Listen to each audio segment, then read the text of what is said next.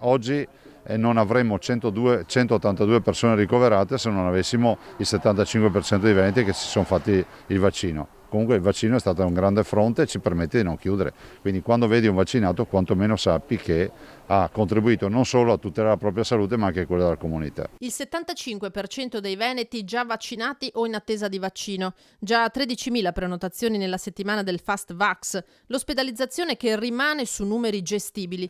Di fronte alle piazze che protestano e alle polemiche sulle categorie obbligate a immunizzarsi, come gli insegnanti, e i presidi altrettanto obbligati a vigilare, il presidente del Veneto Zaia non prende le parti di nessuno ma si limita al dato oggettivo. Lo chiede una persona che ha fatto una battaglia per la volontarietà e non per l'obbligatorietà dei vaccini anche in passato, quindi non voglio assolutamente cambiare posizione.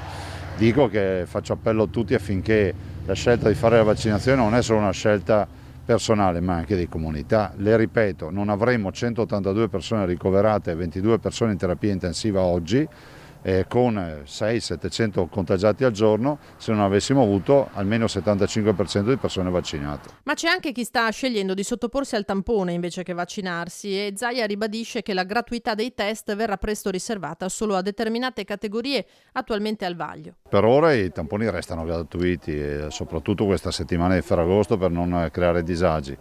Ovvio è che anche oggi abbiamo un risultato di tamponi di 52.000 tamponi, che sono una cifra paurosa. Detto questo, elaboreremo un piano di sanità pubblica che definirà per molte categorie la gratuità e per altre no. Ci sono diversi cittadini che hanno optato per il tampone invece che per la vaccinazione, Presidente. Ma sai, intanto c'è da dire che a livello nazionale hanno fatto un accordo con le farmacie per dei prezzi calmierati, dall'altro devo dire che la vaccinazione sta funzionando bene da noi.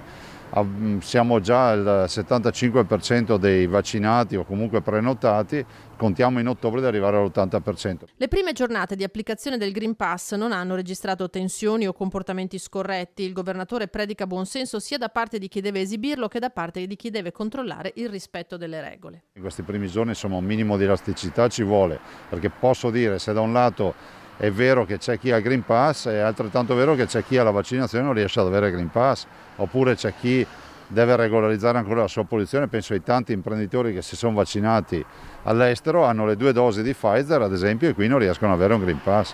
Insomma, cerchiamo di essere elastici, di pensare che non ci sia sempre qualcuno che vuole fregarti dietro l'angolo e penso che con il buon senso ne veniamo fuori.